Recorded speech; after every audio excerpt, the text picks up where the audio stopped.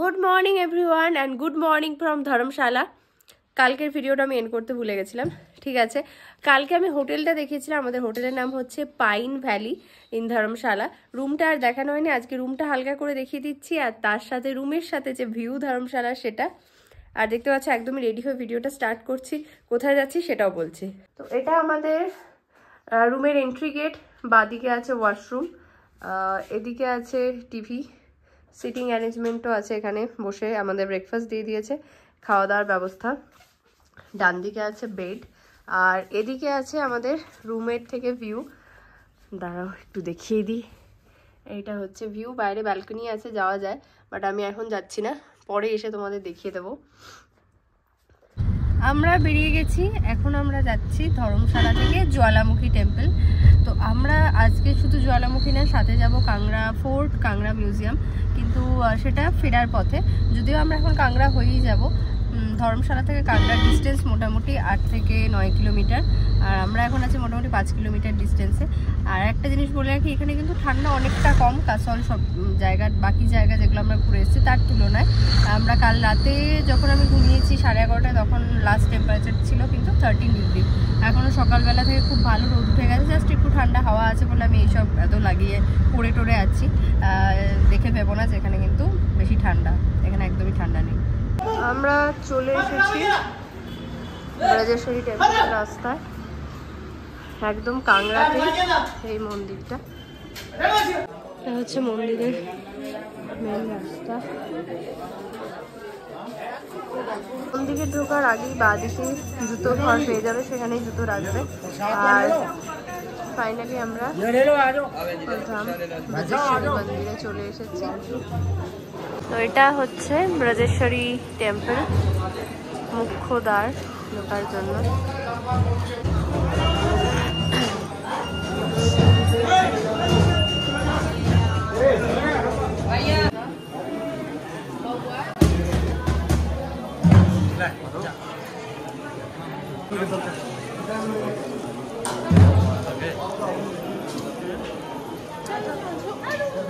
চলো না,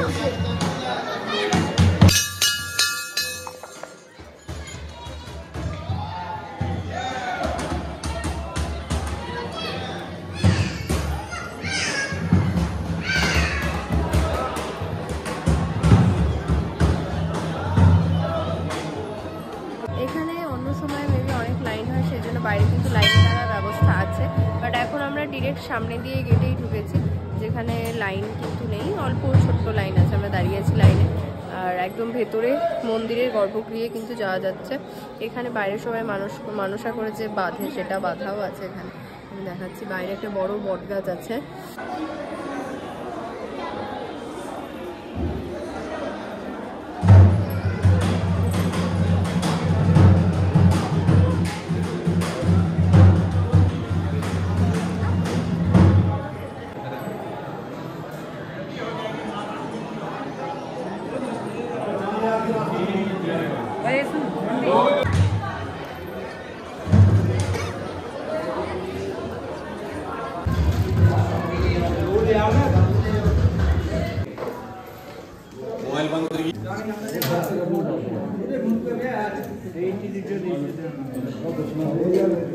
মন্দিরের বাইরের চত্বরটা কি সুন্দর না? আর এখানেও কিন্তু এদিকে দেখো, আমি দেখিয়ে দিই, লঙ্গরখানা আছে। এখানে লেখা আছে লঙ্গর, মানে এখানেও কিন্তু হয়তো দুপুরে বা সবসময় প্রসাদ সবকিছু খাওয়ানো হয়। আর এখানে দেখো লঙ্গর দান কা কাউন্টার আছে।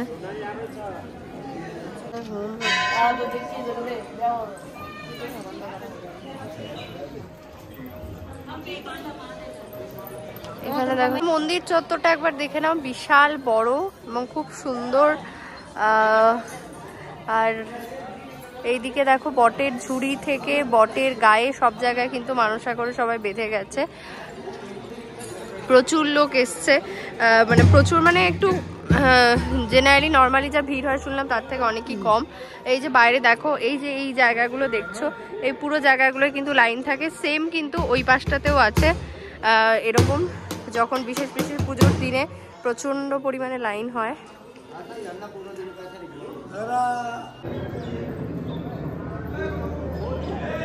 चला ना चला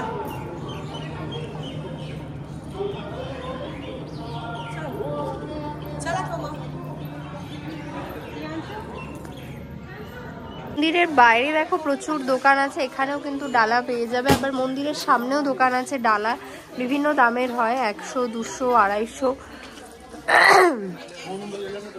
এখানে দেখো ঠাকুরের যদি জিনিস নিতে চাও সেগুলোও পাওয়া যাবে, প্রচুর দোকান আছে এখানে। কাংড়ার উপর দিয়ে যাওয়ার সময় ব্রজেশ্বরী টেম্পল, যেটা আমাদের আজকের প্রথম জায়গা, আমরা সেটা ঘুরে নিয়েছি। এবার কাংড়ায় আরো দুটো স্পট আছে, যেটা হচ্ছে একটা মিউজিয়াম আর একটা ফোর্ট, কাংড়া ফোর্ট, যেটা ব্রজেশ্বরী টেম্পল থেকে 3 কিলোমিটার ফোর্ট। বাট আমরা সেটা এখন দেখলাম না, কারণ আমাদের নেক্সট ডেস্টিনেশন বা মেন ডেস্টিনেশন আজকে হচ্ছে জ্বালামুখী টেম্পল। তো আমরা আগে ঘুরে নিই, দেন আবার এখান দিয়ে আমাদের যেতে হবে জ্বালামুখী থেকে ধর্মশালা যাওয়ার পথে আবার কাংড়া পড়বেই। তো তখন আমরা ফোর্ট আর মিউজিয়ামটা দেখে নেবো, কারণ এখন সকালে খুলেওছে কিনা এটা একটা ব্যাপার আছে। তো সেই জন্য চলো আগে জ্বালাজির পথে যাওয়া যাক। এসেছি আমরা জ্বালামুখী, এটা একটা শক্তিপীঠ। তো চলো ভেতরে যাওয়া যাক।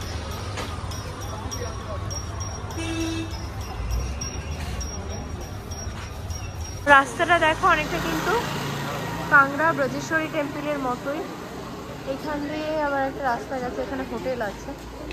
হ্যাঁ, এখানে প্রচুর দোকান আছে দুই ধারে, যেখানে মায়ের চুনরি বা পুজো দেওয়ার সামগ্রী সমস্ত কিছু পাওয়া যাবে। আই থিঙ্ক মন্দিরের সামনেও আছে।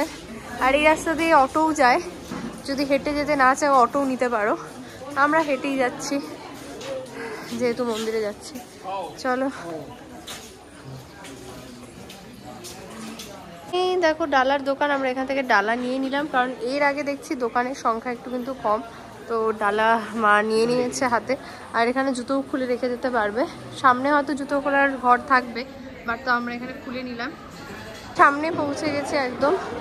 আর এখানেও কিন্তু ডালার দোকান আছে, চুনরি যেটা দেয় মার এখানে সব পেয়ে যাবে। এখান থেকে শুরু হচ্ছে মন্দিরের সিঁড়ি।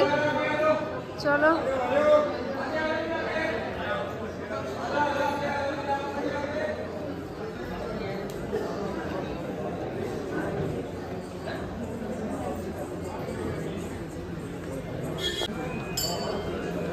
অনেকগুলো সিঁড়ি পেরিয়ে উঠতে হয় শক্তিপীঠ শ্রী জ্বালামুখী।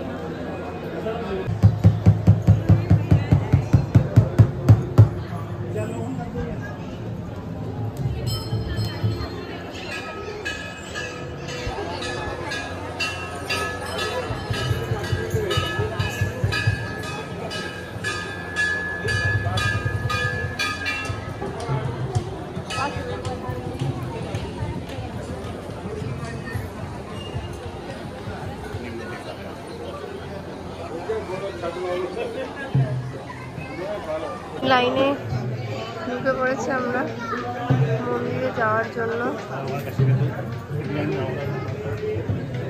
দেখো কাংড়া দেবীর মন্দিরেও কিন্তু সামনে সিংহ ছিল, এখানেও তাই। আর এদিকে জ্বালামুখী টেম্পল, মা জ্বালা, দুদিকে লাইন আছে।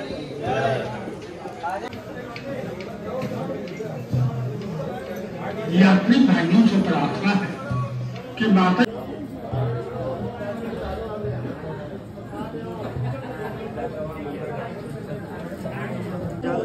दुर्गा श्री জ্বালামুখী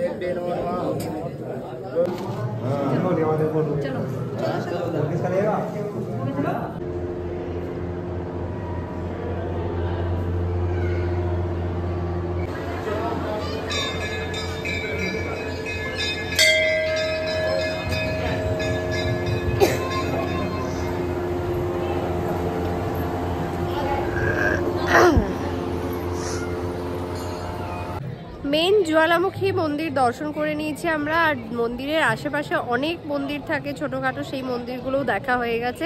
তো সামনে ওপরে একটা মন্দির আছে, বড় মন্দির, তারাদেবীর মন্দির, সেখানে যাব। তার আগে একটু এই মন্দির চত্বরটা ঘুরে নিই ভালো করে, তারপরে তারাদেবীর মন্দির দর্শনে যাব আমরা।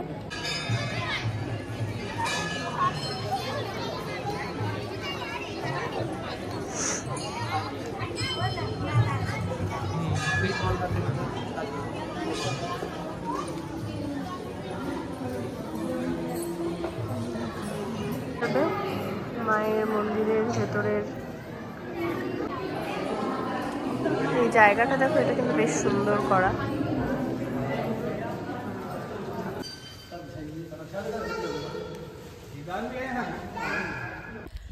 জ্বালামুখী টেম্পল থেকে আমরা কিন্তু প্রথমে দেখিনি যে ওপরে একটা মন্দির আছে, পরে এসে দেখলাম ওপরে তারাদেবীর মন্দির আছে।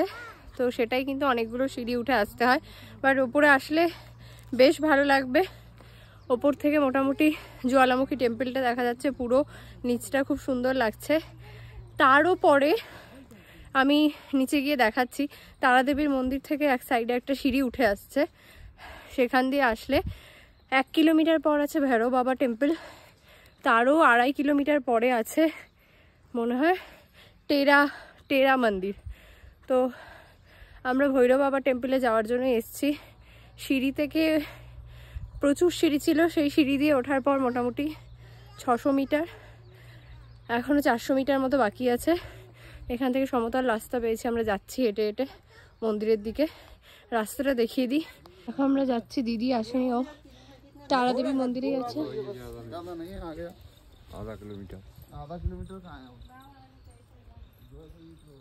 তো এটা দেখো, এরকমই হচ্ছে ভৈরব বাবা মন্দির যাওয়ার রাস্তা। এই রাস্তা দিয়ে আমরা এলাম, এইদিকে এখনো যাচ্ছি, এখনো পৌঁছায়নি। বেশ অ্যাডভেঞ্চারাস ব্যাপার না এরকম একটা রাস্তা? যদিও আমরা কিছু মানুষ এখন গেল মন্দির থেকে ঘুরে, আর পেছনে আমাদের সাথে একটা পুচকু ওর মা বাবাকে সাথে আসছে, ওরা একটু দাঁড়িয়ে গেছে। সামনেও লোকজন আসছে পুজো দিয়ে।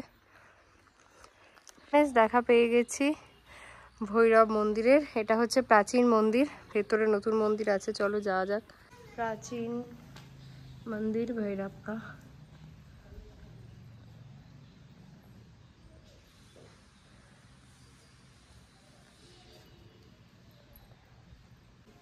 নতুন মন্দির।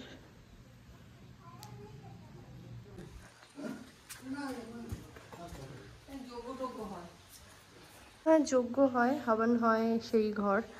আর এই জায়গাটাও খুব সুন্দর। আর এখান থেকে দেখো বাইরে থেকে এত সুন্দর লাগছে ভৈরব মন্দিরের থেকে ভিউ। এবার আমরা চলে যাচ্ছি আবার নিচে তারাদেবী মন্দিরের দিকে। আমরা ভৈরবনাথ মন্দির দেখে এখন চলে যাচ্ছি আবার তারাদেবী মন্দিরের দিকে। আর ভৈরবনাথ মন্দির থেকে কিন্তু আরও মোটামুটি 1.5 কিলোমিটার মতো রাস্তা, যেটা ওদিকে টেরা মন্দির। আমরা যাইনি, যারা এখানকার স্থানীয় বা জানে হয়তো তারাই যাচ্ছে ওখানে। এমনিও অনেকটা রাস্তা হাঁটা আরও। আর তাছাড়াও টেরা মন্দির মানে বুঝতে পারলাম না কি মন্দির, সেই জন্যই আর গেলাম না। আর এবার ওখানে গিয়ে একটা মন্দির আছে শিবের, ওটা জ্বালামুখী মন্দিরের মানে মধ্যে দিয়েই সিঁড়িটা উপরে উঠছে একদম, ওটা অল্প, ওটায় মা যাবে বললো। তো আমরা তখন একটু মন্দিরে বসবো। বেসিক্যালি জ্বালামুখী মন্দিরটা কিন্তু ভীষণই সুন্দর, এত সুন্দর। বাইরের যে জায়গাটা, পুরো জায়গাটাই খুব সুন্দর, ওখানে বসে আরামসে অনেক সময় কাটানো যায়।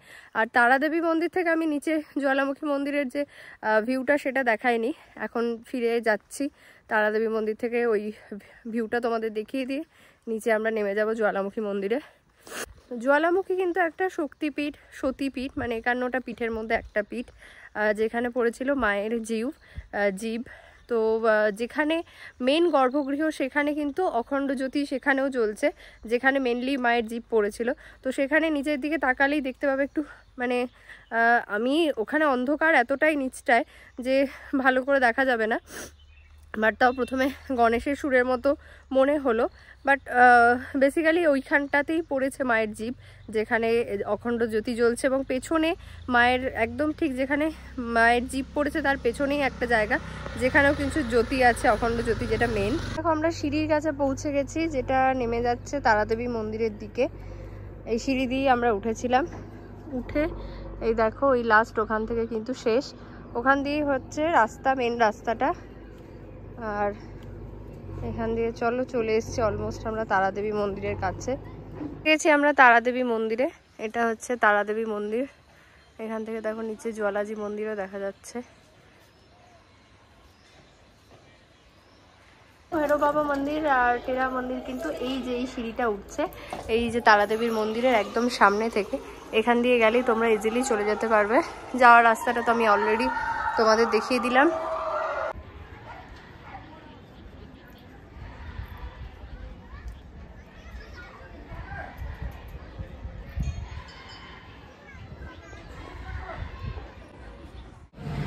আমরা জ্বালামুখী মন্দির থেকে বেরিয়ে চলে এসেছি, এখন যাচ্ছি কাংড়ার দিকে।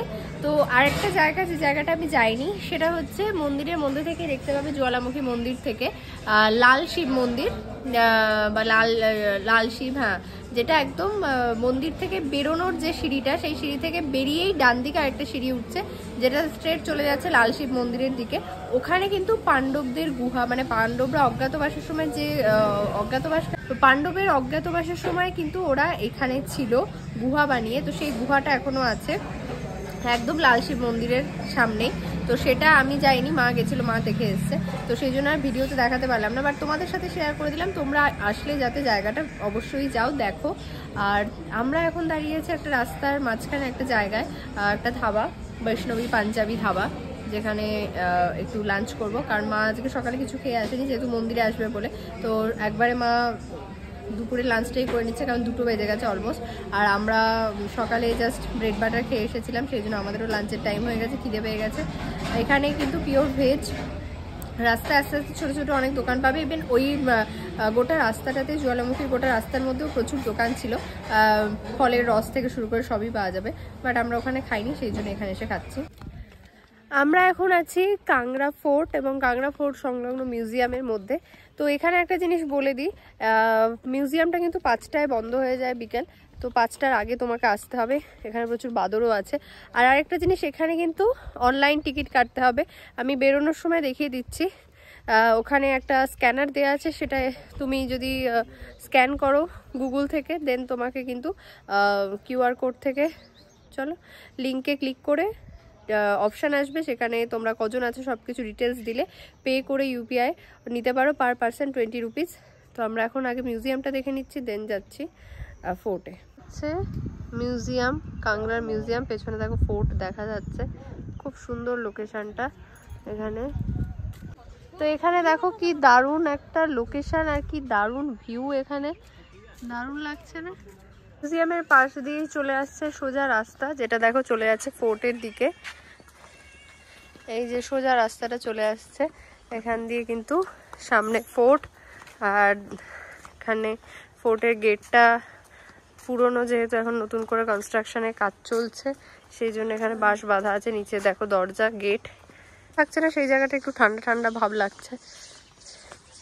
এখানে কিন্তু প্রচন্ড বাদর, নিচে এখানে কি কিছুই নেই। চলো আমরা এগিয়ে যাই ফোর্টের দিকে। রঞ্জিত সিং দ্বার, ও সেই মহারাজা রঞ্জিত সিং হচ্ছে সেকেন্ড দ্বার, মহারাজা রঞ্জিত সিং এর ফোর্টের। ফোর্ট কিন্তু ওপরে, সামনে রাস্তায় দেখো কাজ হচ্ছে। তারপরে এখান দিয়ে, এখানে সিঁড়ি নেই, আই থিঙ্ক সিঁড়ি তৈরি হচ্ছে, ভেতরে কিন্তু সিঁড়ি আছে এবং লোকজন গেছে প্রচুর।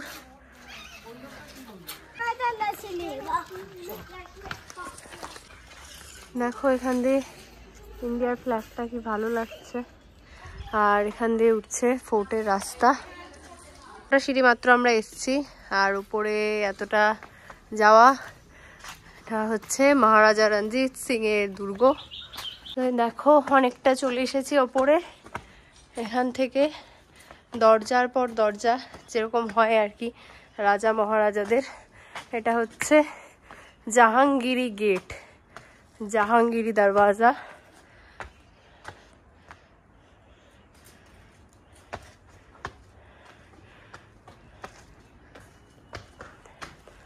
মা পৌঁছে গেছে ওপরে।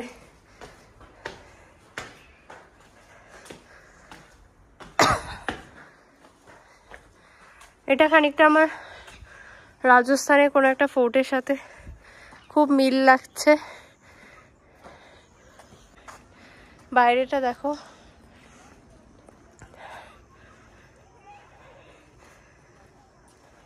তো কাংড়া ফোর্টের এই ওপর থেকে নিচের দৃশ্য দেখো পুরোটা একবার ভিউটা দেখে নাও। তো ওখান থেকে চলে ওপরে এখানে এসছি, এখানে স্কুলের কলেজ স্কুল থেকে সব বেরিয়েছে নিয়ে। দেখো ফোর্টের এখান থেকে রাস্তাটা কি দারুণ লাগছে, ওখান দিয়ে দেখো গাড়িগুলো যাচ্ছে, পুরোটা খুব ভালো বোঝা যাচ্ছে আর খুবই সুন্দর লাগছে। দর্শনী দরওয়াজা, দর্শনী গেট। তো আই থিঙ্ক আমরা ফোর্টের মধ্যেই এসে গেছি, না আরো উপরে যাওয়ার আছে। একটা পার্ট ফোর্টের।